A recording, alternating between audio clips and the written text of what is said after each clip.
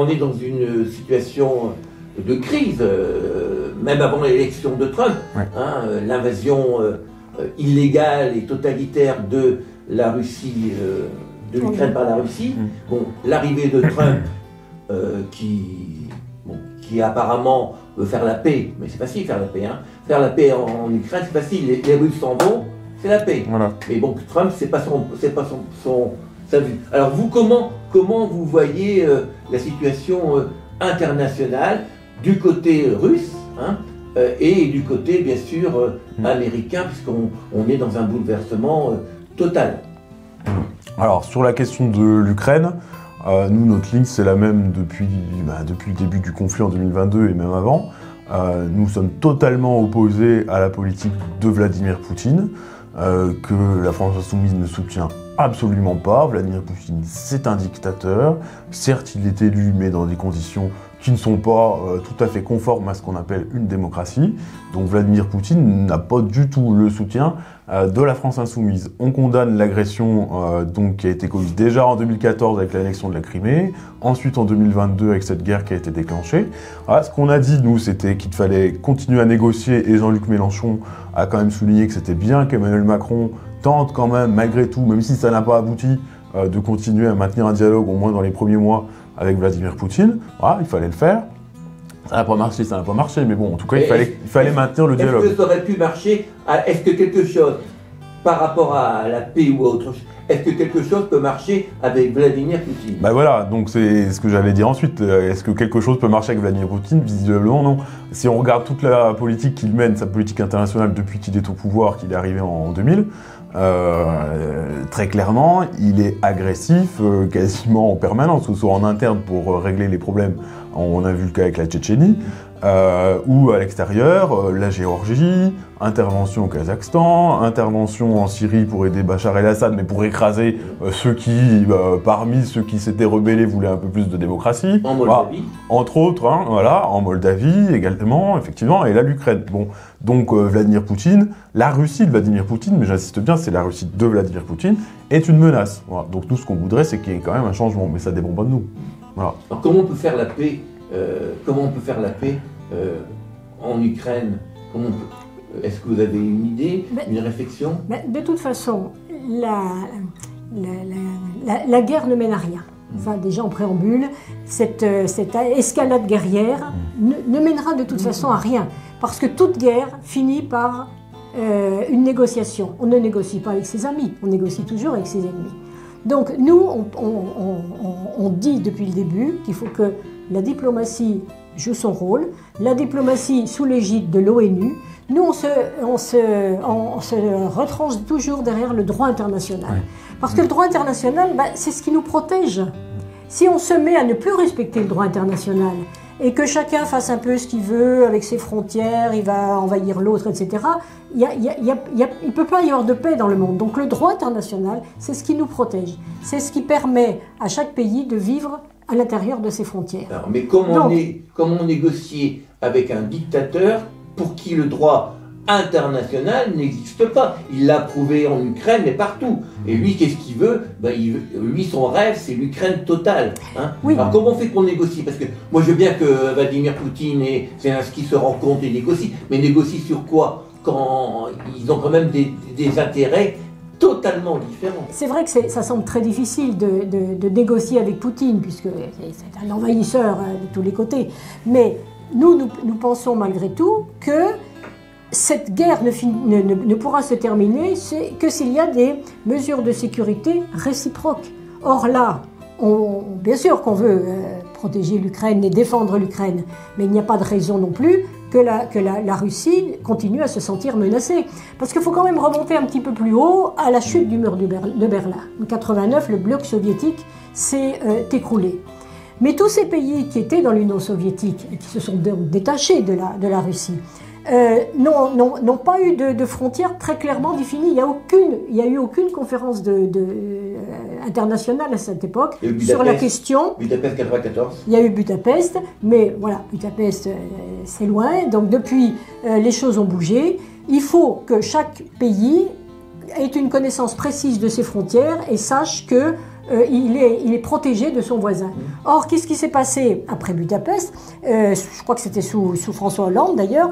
94 Budapest. 94. Et après, ce qui s'est passé, c'est que sous le gouvernement, sous la présidence de Hollande, les pays, Pologne, Hongrie, etc., sont tous rentrés dans le commandement de l'OTAN. Et donc, on a installé à la frontière de la Russie des bases de l'OTAN. Je dis pas que... C'est pas pour défendre la Russie, mais il faut comprendre que la Russie, qui se trouvait d'un seul coup à sa frontière avec des bases de l'OTAN, eh ben, elle a réagi.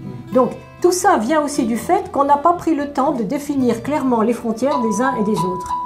Et que du coup, quand on a affaire à Poutine, qui est un dictateur et qui ne pense qu'à une chose, c'est à prendre le terrain du voisin et à piquer les minerais du voisin, eh ben on arrive à ça. Donc, nous, on pense que c'est simplement la diplomatie, pas simplement, c'est la diplomatie qui peut régler les choses et sous l'égide de l'ONU. Bon, on peut espérer, hein, mais quand on voit le pouvoir de l'ONU et le rôle de l'ONU, que fait l'ONU actuellement? Que fait l'ONU à Gaza? Que fait l'ONU en Ukraine? Le problème de l'ONU, c'est qu'on s'y investit pas. C'est-à-dire qu'il y a de moins en moins de pays qui y croient véritablement, notamment les grandes puissances qui sont au Conseil de sécurité. Quand vous avez les États-Unis dirigés par Donald Trump, on a bien compris que pour lui, l'ONU... Voilà, oui. Ça vaut rien du tout. En fait, ces pays-là qui ont construit l'ONU à la suite de la Seconde Guerre mondiale, c'était une véritable nécessité pour faire se parler les peuples, les différents pays, pour éviter qu'il y ait une nouvelle catastrophe. Et là, on est quand même à 2 doigts d'arriver à une nouvelle catastrophe internationale. C'était fait justement pour éviter ça. Et il y avait une volonté de toutes ces grandes puissances, voilà, d'arriver à un accord et à discuter sur la base du droit international, de créer un droit international et de s'appuyer dessus. Aujourd'hui, plus personne n'insiste là-dessus.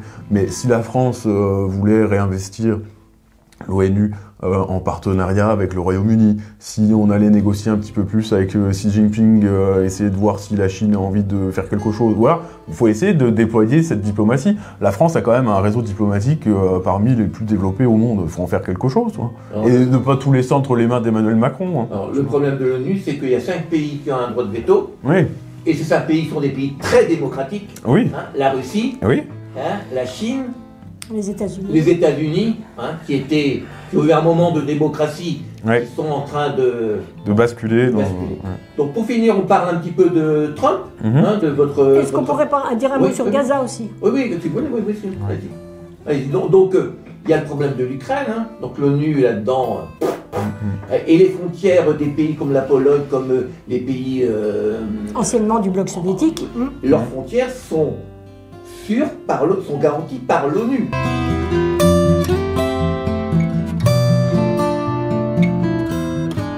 Eh bien Gaza, nous on a été... depuis le début, on était très engagés, hein, mais depuis toujours, on était très engagés aux côtés du peuple palestinien. Donc nous, dès le 7 octobre, on a très clairement, contrairement à ce qu'on entend, très clairement condamné les attaques du Hamas. Hein, c'est une barbarie. On a très clairement condamné les attaques du Hamas.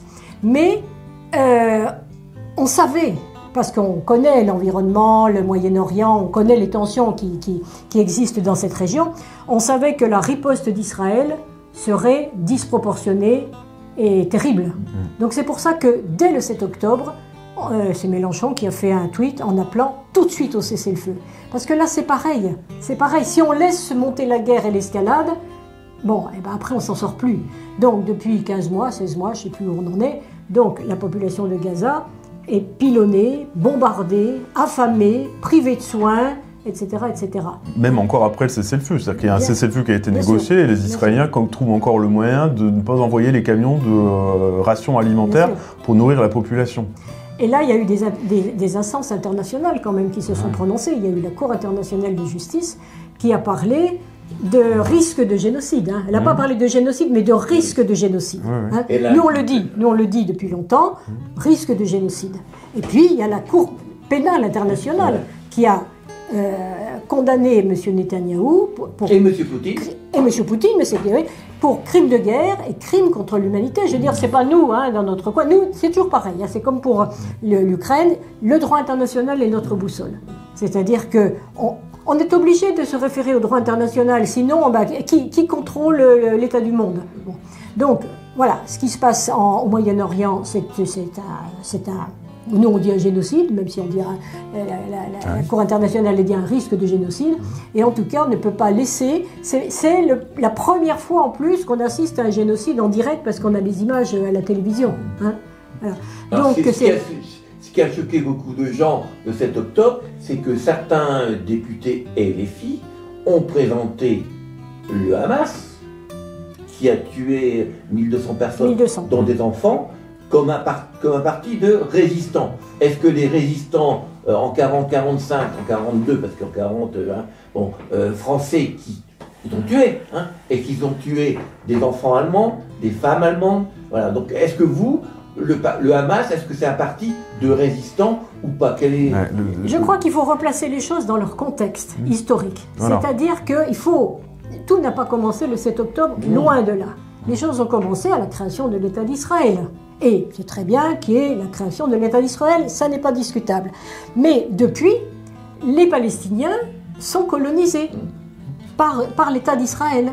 Donc sont colonisés, il y a eu un mur autour de Gaza. En Cisjordanie, donc les colons arrivent, s'installent, voilà, ils prennent la maison, voilà, maintenant c'est à nous. Et ça fait 75 ans, 76 ans que ça dure. Et en Israël, même sans parler de Palestine, de Gaza, Cisjordanie, en Israël, il y a une situation d'apartheid. Voilà. Avec, parce qu'il y a toujours des Arabes palestiniens, qu'ils soient chrétiens ou musulmans d'ailleurs, en Israël, qui sont citoyens israéliens, mais qui sont de sous-citoyens. Parce qu'on nous présente Israël comme la grande démocratie de la région du Proche-Orient, mais quand on regarde bien le fonctionnement en détail, on a des sous-citoyens qui accepteraient en France d'être moins citoyens qu'un autre. Voilà. Pour nous, il y a un principe d'égalité qui se défend.